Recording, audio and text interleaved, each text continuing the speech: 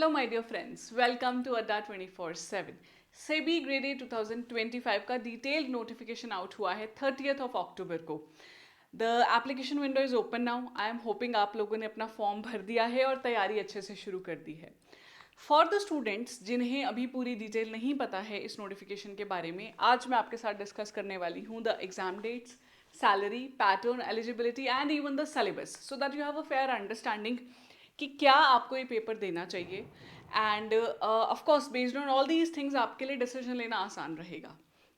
तो चलिए शुरुआत करते हैं इस वीडियो की, लेकिन उससे पहले मेरी रिक्वेस्ट है उन कैंडिडेट से जिन्होंने अब तक हमारा चैनल नहीं सब्सक्राइब किया है।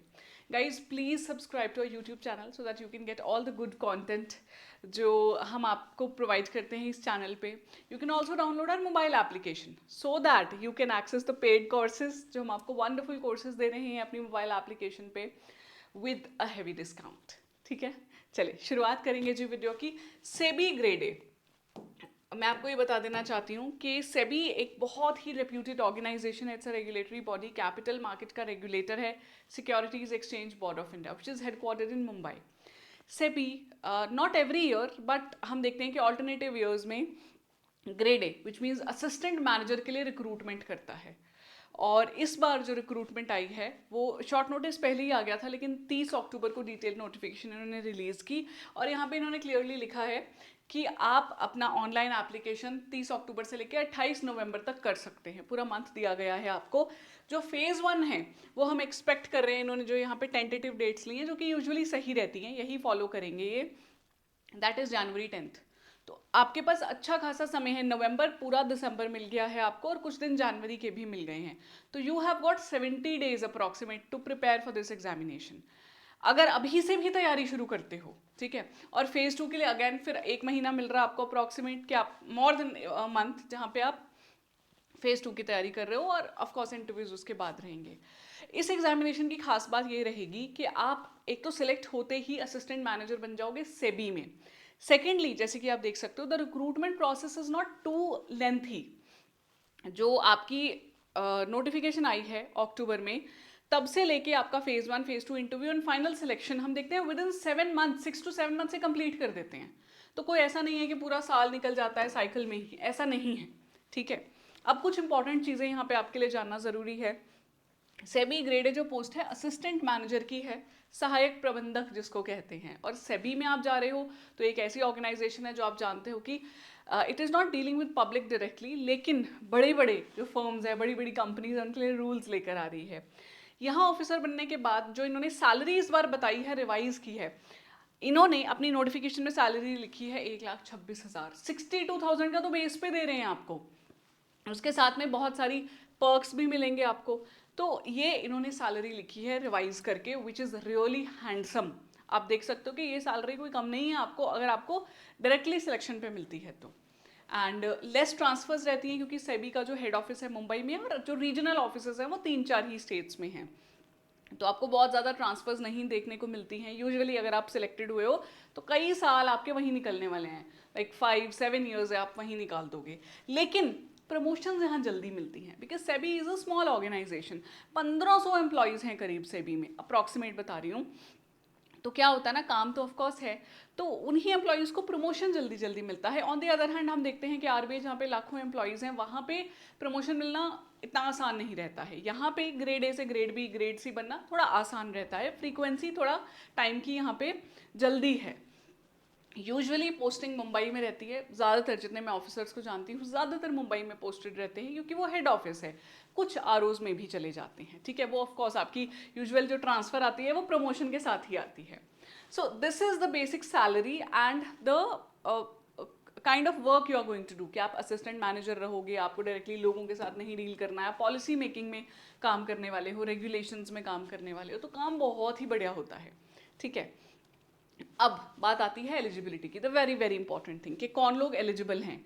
तो सबसे पहले मैं एज बता देती हूँ, यहाँ पे 30 ईयर्स रखी गई है अनरिजर्व्ड कैंडिडेट्स की एज जो जनरल हैं, और SC ST को रिलैक्सेशन 5 ईयर्स का, OBCs को 3 ईयर्स का। जो एक्स सर्विसमैन रह चुके हैं, मिलिट्री पर्सोनल रह चुके हैं, उनको एडिशनल मिलता है यहाँ पे 5 सालों का एक relaxation, and people with disabilities को भी मिलता है यहाँ पे रिलैक्सेशन।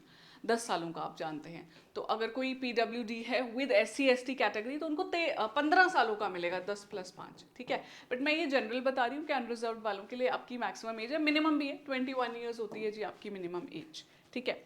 सैलरी के बाद इंपॉर्टेंट चीज़ें, अच्छा ये भी यहाँ आना था, एलिजिबिलिटी का ही एक और पार्ट है क्वालिफिकेशन, फिर उस एंगल पे आऊँगी। तो क्वालिफिकेशन में देखिए सेबी में आपको समझना होगा कि हर ग्रेजुएट अप्लाई नहीं कर सकता, unlike NABARD and RBI, any graduation you hold you can apply in NABARD और RBI, सेबी में ऐसा नहीं है।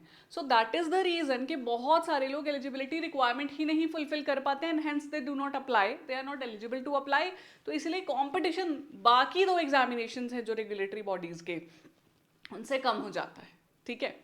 तो यहाँ पे सबसे पहले जो आपको रिक्वायरमेंट है that is a masters degree और पोस्ट ग्रेड डिप्लोमा जो है 2 साल का होना चाहिए किसी भी डिसिप्लिन में। तो अगर आप मास्टर्स किए हो या पोस्ट ग्रेड डिप्लोमा 2 साल का है तभी आप अप्लाई कर सकते हो, या फिर you should have a bachelors degree in engineering और लॉ। तो लॉ या इंजीनियरिंग में आपके पास बैचलर्स डिग्री होनी चाहिए तभी आप अप्लाई कर सकते हो, विच मीन्स बैचलर्स डिग्री में आपने 4 साल की पढ़ाई की होगी, है ना। लॉ तो 5 साल की रहती है 12th के बाद, नहीं तो ग्रेजुएशन के बाद 3 साल की। तो या तो ये पढ़ाई की हो आपने, या मास्टर्स होल्ड करते हो, या फिर आप CA हो, CFA किया है आपने, CS कॉस्ट अकाउंटेंट, इनमें से कुछ हो, देन यू कैन अप्लाई। यहाँ पे परसेंटेज का क्राइटेरिया नहीं मायने रखता, यहाँ पे रखता है, ठीक है जी, जो इन्होंने बताया है। अच्छा यहाँ तो परसेंटेज का क्राइटेरिया नहीं है, यस, यहाँ पे नहीं दिया गया परसेंटेज का क्राइटेरिया। तो क्योंकि पहले ही इन्होंने बैचलर्स को नहीं रखा है तो परसेंटेज और रख देंगे तो दिक्कत हो जाएगी। तो यहाँ पे परसेंटेज का क्राइटेरिया नहीं है, you don't have to worry about it. अच्छा एक चीज़ मैं पैटर्न की तरफ बढ़ने से पहले आपको बता देना चाहती हूँ, जो सैलरी आपको यहाँ इन्होंने इस बार रिवाइज करके बताई है 1,26,000। आप देखिए इसके साथ में आपको घर मिलेगा, अगर घर नहीं मिलेगा तो हाउस रेंट अलाउंस मिलेगा, हर कुछ सालों में होम फर्निश करने के लिए अलाउंस मिलता है, फ्यूल का अलाउंस मिलता है, medical insurance for you and your family, study leaves मिलती हैं अगर आप फ्यूचर में पढ़ना चाहते हैं, लीव ट्रैवल अलाउंस। तो बहुत सारे सरकारी अफसर वाले पर्क्स आपको यहाँ मिलते हैं। तो you are working in an organisation जो बहुत ही अपने कल्चर में कॉर्पोरेट है, जो बहुत ही एफिशिएंट है, one of the top notch institutions माना जाता है हमारी कंट्री का, and it is operating in consonance with RBI, है ना। कैपिटल मार्केट में RBI का भी रोल है, तो कहीं ना कहीं मिनिस्ट्री ऑफ फाइनेंस, RBI इनके साथ मिलके काम करता है ये। बट आप अफसर बन रहे हैं सरकारी यहाँ पे ग्रेड A, तो ये इसके पर्क्स हैं जो मैं आपको बताना चाहती थी, ठीक है। तो अगर आप इस एग्जाम के लिए एलिजिबल हैं, if you fulfill the eligibility criteria in terms of qualification and age, you should definitely apply for this examination. Reason being ये सारे perks जो आपको मिल रहे हैं, and not only this, जो मैंने यहाँ बताया था कि ये भी बहुत मैटर करता है, बहुत बढ़िया जॉब है, ठीक है। अब आगे बढ़ती हूँ और थोड़ी डिटेल में आपको लेके जाऊंगी and I will take you to the examination pattern. अब जब आप डिसाइड करते हैं कि हाँ बढ़िया लग रहा है, मुझे अप्लाई करना चाहिए इस पेपर के लिए, तो सेकेंड एंगल पे देखना पड़ेगा कि क्या पैटर्न है, ठीक है, क्या पेपर आने वाला है और क्या उसका सिलेबस होने वाला है। ये दोनों चीज़ें मैं आज आपको बताने वाली हूँ। You can also join my Telegram group Ritika Chawla अड्डा 24/7, दैट इज एब्सोल्युटली फ्री। वहाँ पे आप मेरे साथ जुड़ सकते हो, ठीक है। एंड ऑफ कोर्स हम कोर्सेज तो लेके आ ही चुके हैं सेबी के, मैं आपको एंड में दिखा भी दूंगी। पैटर्न की बात करते हैं जी, तो जो सेबी का पैटर्न है it is phase 1, phase 2, phase 3, जैसे रेगुलेटरी बॉडीज़ के पेपर होते हैं। तो phase 1 is objective paper which is qualifying in nature of course, इसके नंबर कहीं कैलकुलेट नहीं होते हैं फाइनल सिलेक्शन में। फेज़ 2 आपका ऑब्जेक्टिव है, अगेन ऑब्जेक्टिव प्लस यहाँ पे इंग्लिश का डिस्क्रिप्टिव रहता है, ठीक है, क्योंकि इंग्लिश लिखनी पड़ेगी आपको। And phase 3 is interview. इन दोनों का स्कोर कैलकुलेट किया जाएगा आपके फाइनल जो मार्क्स आएंगे। तो 3 फेजेस में पेपर आपने अभी देखा कि इस बार ये जनवरी में होना है, ये फरवरी में होना है, इसकी रेट ऑफ कॉस्ट टेंटेटिव रहेगी, बाद में बताएंगे। तो जो आपका पेपर होना है फेज 1, उसमें there are going to be 2 papers, paper 1 and paper 2। तो P1 P2 कहते हैं, ठीक है, याद रखिएगा। फेज 1 और फेज 2 में P1 P2 होंगे, और P2 ना एक्चुअली कॉमन रहेगा, कॉमन है कैसे अभी देखते हैं। तो जो फेज 1 का पेपर 1 है उसमें आने वाले हैं multiple choice questions. Of course यहाँ पे 100 क्वेश्चन है, 100 नंबर के, 1 घंटा आपको मिलेगा अटेम्प्ट करने के लिए। और क्वेश्चंस क्या होंगे, QREGA, quant, reasoning, English, general awareness. General awareness जो है वो रिलेट करेगी काफ़ी हद तक फाइनेंशियल सेक्टर से, ठीक है। तो ये आपका पेपर 1 है, 100 सवाल हैं, 1 घंटा आपको मिलेगा। लेकिन यहाँ पे कट ऑफ पहले ही दी गई है, that is 30%। If you get 30% in paper 1 of phase 1 then only आपका पेपर 2 चेक होगा। मान लीजिए आप यहाँ पे क्यूमुलेटिवली, सेक्शनल कट ऑफ नहीं है, QRE GA में अलग अलग नहीं है, क्यूमुलेटिवली 30 मार्क्स नहीं ले पाते हो तो आप वहीं डिस्क्वालीफाइड हो। अगर आप ले लेते हो 30 से प्लस मार्क्स, 30 या 30 से प्लस, तो आपका पेपर 2 एनालाइज होने के लिए जाएगा। पेपर 2 जो है, अब हम देखेंगे कि पेपर 2 में जो लोग जनरल स्ट्रीम के लिए अपियर कर रहे हैं उनका पेपर अलग है, जो लीगल स्ट्रीम के लिए अलग अपियर कर रहे हैं उनका पेपर अलग है, IT वालों का पेपर अलग है, ठीक है सारे ग्रेड ए ऑफिसर्स। और जो पेपर 1 था वो कॉमन था सभी स्ट्रीम्स में, पर जो पेपर 2 है वो स्ट्रीम वाइज हो जाएगा। तो मैं जनरल स्ट्रीम की बात करती हूँ। जनरल स्ट्रीम में आते हैं जी आपके 7 subjects, commerce, accounts, management, finance, costing, companies act and economics. ये जी आपके सब्जेक्ट आते हैं यहाँ पे, ठीक है जी। ये जब आप सब्जेक्ट दोगे तो इसके आपको 100 नंबर का पेपर रहेगा, 40 मिनट आपको यहाँ मिलेंगे। यूजुअली 50 क्वेश्चन आते हैं इसमें से, तो पर सब्जेक्ट मान लीजिए कि 6-7 क्वेश्चन आ ही जाते हैं, तो 50 क्वेश्चन, 100 नंबर का पेपर और 40 मिनट मिलेंगे। इसमें क्यूमुलेटिव कट ऑफ है 40%। ये ना एक गोल्डन एज है यहाँ पे कि यहाँ पे सेक्शनल कट ऑफ नहीं रखा गया। पेपर 1 में भी ओवरऑल क्वांट में अच्छा नहीं हो कोई बात नहीं, रीजनिंग तो ठीक करते होगे, GA तो ठीक करते होगे, इंग्लिश में तो ठीक होगे, किसी में भी आप नंबर ले जाओ। सेम इज हियर, कोई सब्जेक्ट बहुत मुश्किल लग रहा है तो यू हैव अ स्कोप के कुछ टॉपिक्स उस सब्जेक्ट के छोड़ दिए, आगे बढ़ गए, ठीक है। तो ये पेपर 2 की बात रहती है। यहाँ पे आपके 40% आने चाहिए, तो 100 में से यहाँ 30 नंबर लिए तो सिलेक्ट हो गए, पेपर 2 चेक करवाओगे अपना, यहाँ पे 40 लिए तो ओवरऑल आपके बनने चाहिए 50 नंबर। वो तो बन ही जाएंगे अगर आपने ये अलग अलग कट ऑफ क्लियर कर ली है तो, ठीक है। ओवरऑल आपके 50% बनते हैं तो आप फेज 1 में सिलेक्टेड माने जाते हो।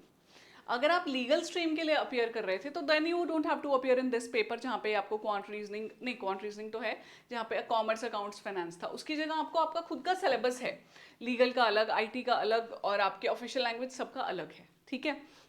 वो सिलेबस आपको डिटेल नोटिफिकेशन में देखना पड़ेगा, right. So this is your phase 1. When you clear this phase 1, you clear this cutoff, you are going to appear in phase 2. मैं एक बात यहाँ बता देना चाहती हूँ, क्योंकि सेबी में एक एलिजिबिलिटी पे बार है कि सारे बैचलर्स अपेयर नहीं कर सकते हैं, तो बहुत कम बच्चे अप्लाई कर पाते हैं। और जो अप्लाई करते हैं ना वो सब इस इंटेंशन से तो जा नहीं रहे हैं कि मैंने बहुत ज़्यादा पढ़ाई कर ली है। बहुत सारे बच्चे इस इंटेंशन से जाते हैं कि चलो दे के देखते हैं पेपर। तो फेज़ 1 निकालना सेबी में कोई बड़ी बात नहीं है, आप निकाल सकते हो। Of course too with due respect to the people जो शायद पहले नहीं निकाल पाए हैं, मेहनत करके भी एक स्ट्रोक ऑफ लक भी रहता है, but usually it is not that difficult to clear phase 1। तो अगर आप फेज़ 1 निकालते हैं you should be happy, but think like this only कि कोई बात नहीं, फेज़ 2 निकालना ज़्यादा बड़ी बात होगी, ठीक है। तो जो फेज़ 2 में अपियर करेंगे बच्चे, they have to again appear in paper 1 and paper 2। यहाँ पे पेपर 2 कॉमन है, जो जनरल स्ट्रीम थी आपकी उसका पेपर कॉमन है, वही same syllabus, commerce, accounts, finance, management, accounting, economics, ये सब कुछ यहाँ पर फिर से देना है आपने। मैं खुद इकोनॉमिक्स पढ़ाती हूँ इस सब्जेक्ट में आपको, तो क्वेश्चंस का सिलेबस, द सब्जेक्ट्स का सिलेबस सेम है, जस्ट लेवल में डिफरेंस आ जाता है कि थोड़ा हायर लेवल पूछ लेते हैं। 100 नंबर का अगेन 50 सवाल, 40 मिनट, 40%, ठीक है। जबकि पेपर 1 यहाँ पे आपका डिस्क्रिप्टिव इंग्लिश है, you have to write essay, letter, precis, ये लिखना पड़ता है ऑनलाइन। ऐसा नहीं कर सकते कि इंग्लिश नहीं किया तो कोई नहीं, मेरा पेपर 2 बढ़िया है, क्योंकि यहाँ पे भी कट ऑफ है। 100 नंबर का पेपर 1 घंटा मिल रहा है, 30% कट ऑफ, ठीक है। तो 30 और 40 कट ऑफ कॉमन रहती है पेपर 1 पेपर 2 में इन फेज 1 एंड फेज 2। डिफरेंस कहाँ आएगा, जो फाइनल मार्क्स निकाले जाएंगे ना आपके 50% बनाने हैं, कह रहे हैं ये बनाने के लिए हम 1/3 वेटेज लेंगे इंग्लिश की और 2/3 वेटेज लेंगे हम जनरल स्ट्रीम के पेपर की, ठीक है। बेसिकली जो आपका पेपर 2 है। तो अगेन अगर आप डिसेंटली पढ़ के जाते हो, यहाँ पे सारे MCQ सॉल्व करने हैं आपको, यहाँ पे इंग्लिश में ऐसे लिखना है, लेटर लिखना है, आप निकाल सकते हो पेपर। प्रॉब्लम तब आती है जब बच्चे या तो बिल्कुल ही वीक हो जाते हैं इंग्लिश में, या बिल्कुल ही इंग्लिश में अच्छे हैं जी, ये तुक्के से हो गया था हमारा फेज 1, अब फेज 2 का कुछ पता नहीं है। अच्छे से पढ़ के जाओ, डिसेंटली निकलेगा पेपर। एग्रीगेट कट ऑफ यहाँ भी 50% है। तो आई एम होपिंग आपको अच्छे से पैटर्न क्लियर हो गया। फेज 1 में पेपर 1 है, पेपर 2 है, paper 2 is common in phase 2 as well, subjects common रहेंगे। फेज 2 में पेपर 1 आपका डिस्क्रिप्टिव इंग्लिश हो जाएगा, ठीक है। और कट ऑफ 50% एग्रीगेट चाहिए, दोनों पेपर्स में मिला के 30-40 रिस्पेक्टिवली अलग रहती है, ठीक है।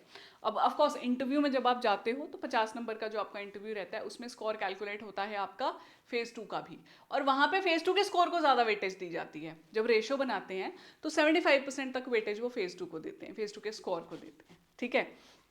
तो मतलब क्या हुआ, फेज 1 निकालना है पर बहुत ही बढ़िया नंबर लेने हैं आपने फेज 2 में, जो लिए जा सकते हैं क्योंकि पेपर 2 तो कॉमन कॉमन ही था दोनों में, है ना। Now this is about the examination pattern. I am hoping यहाँ तक जो सुन चुके हैं इस वीडियो को और जो क्लैरिटी सीख कर रहे हैं, now they should see the syllabus, क्योंकि जो बीच में ही कंफ्यूज हो गए थे क्या पेपर 1 क्या पेपर 2, वो तो छोड़ गए होंगे शायद, और उनके लिए पेपर बना भी नहीं है। अगर आप अब तक स्टिक किए हो तो मैं अब आपको सिलेबस दिखा देती हूँ। हमारा कोर्स लाइव हो चुका है, आपको कहीं भटकने की ज़रूरत नहीं है, आप हमारा कोर्स ले लो। कोई और कोर्स अच्छा लग रहा है आपको जहाँ पे सब कवर्ड है, आप वो भी ले लो, बट आई वुड सजेस्ट 2 महीने का समय है आपके पास, कोर्स लो, अच्छे से पढ़ाई शुरू करो, because there is no point in finding the books, the free resources etcetera, ठीक है। तो मैं अब आपको सिलेबस बताती हूँ यहाँ पे। पेपर 2 का syllabus for paper 2 phase 1 phase 2 common है जी, दोनों फेजेस में, क्योंकि क्यू आर ई जी ए का कोई डिफाइंड सिलेबस नहीं है। पी वाई क्यूज देख के पता चलता है कि किस तरीके के क्वेश्चंस आते हैं। Already P Y Q series हमारे यूट्यूब पे स्टार्ट हो चुकी है, आप वो देख सकते हैं, सारे डिफरेंट फैकल्टीज पढ़ा रही हैं। मैं पेपर 1 में नहीं मिलूंगी आपको, पेपर 2 के पी वाई क्यूज मैंने भी कराए हैं। तो कॉमर्स एंड अकाउंटेंसी की बात करें, accountancy accounting as a financial information system, accounting standards with reference to inventories, accounting for depreciation, revenue recognition, fixed asset, foreign exchange transaction, investment, cash flow statement, fund flow statement, financial statement analysis, accounting for share capital transactions, चाहे वो bonus share हो, right shares हो, employ stock option, buyback of securities, preparation and presentation of company final accounts. This is commerce and accountancy. Management RBI से influence है कहीं ना कहीं, RBI के सिलेबस से, तो मैनेजमेंट का स्टैटिक काफ़ी हद तक स्टैटिक ही है ये सारा आपका। इकोनॉमिक्स भी यहाँ स्टैटिक आती है, तो मैनेजमेंट का process, planning, organisation, staffing, role of manager in an organisation, leadership, leadership styles, theories, successful leader versus ineffective leader, human resource development, concept of human resource development, goals, motivation, morale, incentives, communication steps जो आते हैं उसमें, communication channels, जो different different methods आते हैं इसमें, IT, role of IT, barriers to communication. तो ये मैनेजमेंट है प्योर आपका, ये इजी है करना, ठीक है। तो एक मैनेजमेंट इजी है करना। मैं कहूँगी फाइनेंस भी इतना ज़्यादा मुश्किल नहीं है, क्योंकि ये सिलेबस आरबीआई से लिंक्ड है। अगर आरबीआई दे चुके हो तो फिर आसान है आपके लिए देना, क्योंकि सिलेबस देखो ना सेम है, role and functions of regulatory bodies, primary secondary market, derivatives, financial sector developments जो करंट अफेयर्स थे, financial inclusion, alternate source of finance, private and social cost benefit, direct indirect taxes, inflation, तो ये common है। Costing अलग आ जाएगा, ठीक है। Costing में overview of cost and management accounting, methods of costing, basics of cost control analysis, lean systems under innovation, 5 S's, total productive maintenance, cellular manufacturing, one piece flow, 6 sigma, introduction to process innovation. Costing यहाँ पे बिल्कुल अलग आता है जी। फिर यहाँ पे companies act is also different, क्योंकि ये किसी और पेपर में नहीं आता है। तो मैनेजमेंट, फाइनेंस और इकोनॉमिक्स काफ़ी हद तक सेम है, बाकी सब्जेक्ट्स अलग माने जाते हैं, ठीक है। Companies act 2013, specific reference to chapter 3, 4, 8, 10th, 11th, 12th and 17th। और आता है इकोनॉमिक्स जो मैं आपको पढ़ा रही हूँ। तो जैसे फाइनेंस मैनेजमेंट तो काफ़ी हद तक सेम ही था आरबीआई का, ये काफ़ी हद तक सेम नहीं है, कुछ पार्ट सेम है, जैसे BOP, foreign exchange market, inflation, monetary fiscal policy, NBFIs, this is common. ये पूरा अलग है, demand supply, market structure, national income, national income में इनफैक्ट हम जीडीपी जीएनपी पढ़ते हैं। फिर Keynesian approach, determination of output, consumption function, investment function, multiplier accelerator, demand supply, ISLM, inflation and Phillips curve with business cycle. ये सारे इसके topics हैं। तो कुछ एंगल इसके कॉमन है, इकोनॉमिक्स के कुछ नहीं है। तो अभी कह सकते हो 30% सेम है, 70% अलग है। मैनेजमेंट फाइनेंस तो काफ़ी सेम ही है। So this is the detailed syllabus for those जो जनरल पेपर में अपीयर करने वाले हैं, जनरल स्ट्रीम में, ठीक है। आईटी लीगल का मैंने यहाँ डिटेल में नहीं दिया है, उसके लिए आपके लिए डिफरेंट वीडियोस अवेलेबल हैं, ठीक है। लास्ट बता देती हूँ, क्योंकि पेपर 1 है जो आपका फेज 1 का, देखिए मैं यहाँ पे लिख देती हूँ फेज 1, इसमें आपका एक P1 है, एक P2 है। P1 is Q R E G A, है ना, इसका कोई डिटर्मिन्ड सिलेबस नहीं है, PYQs देखो एनालिसिस हो जाएगा। इसका सिलेबस मैंने आपको बता दिया क्योंकि ये सेम है, ठीक है। फिर मैं अगर फेज़ 2 में आती हूँ तो फेज़ 2 में यहाँ पे अगेन जो P2 और P1 दो हैं, P2 का सिलेबस तो वही है जो यहाँ से आ रहा था। P1 की अगर हम बात करेंगे, दिस इज इंग्लिश डिस्क्रिप्टिव। तो यहाँ पे आपको लिखना पड़ेगा लेटर, लाइक लेटर लिखना होगा, या फिर रीडिंग कॉम्प्रिहेंशन हो सकता है, प्रेसी एंड ऐसे। ऐसे 40 नंबर का रहता है, बाकी दोनों क्वेश्चंस 30-30 नंबर के रहते हैं, ठीक है जी। So this is your paper syllabus and all the details pertaining to this particular grade A vacancy. I am hoping आपको काफ़ी क्लैरिटी मिली है इसके बारे में कि आपको ये पेपर देना चाहिए या नहीं। अगर देना है तो मैं सच में कहूँगी, आपने वीडियो पूरा देखा है, देना चाहते हो तो बस तैयारी में लग जाओ। हमारा कोर्स लाइव है, हमारा टारगेट बैच जिसमें क्लासेस ऑलरेडी स्टार्ट हो चुकी हैं। इनफैक्ट हमारा लीगल और IT बैच भी लाइव है। आपको जाना है हमारे वेबसाइट पे या फिर हमारी मोबाइल एप्लीकेशन पे, यूज़ कीजिए कूपन कोड Y754। वहाँ जाके आप इस कोड को एक्सेस कीजिए एंड आपको 80% से ज़्यादा डिस्काउंट मिलेगा। अभी तो गुरुपूरब डिस्काउंट भी चल रहा है, ठीक है। So I wish you all the very very best. जल्दी से तैयारी शुरू कीजिए और मैं आपसे कोर्स में मिलूंगी अगर आप कोर्स लेते हैं, नहीं लेते तो यहाँ तो मिलती ही रहूंगी, ठीक है guys. Thank you, that's your mentor Ritika signing off.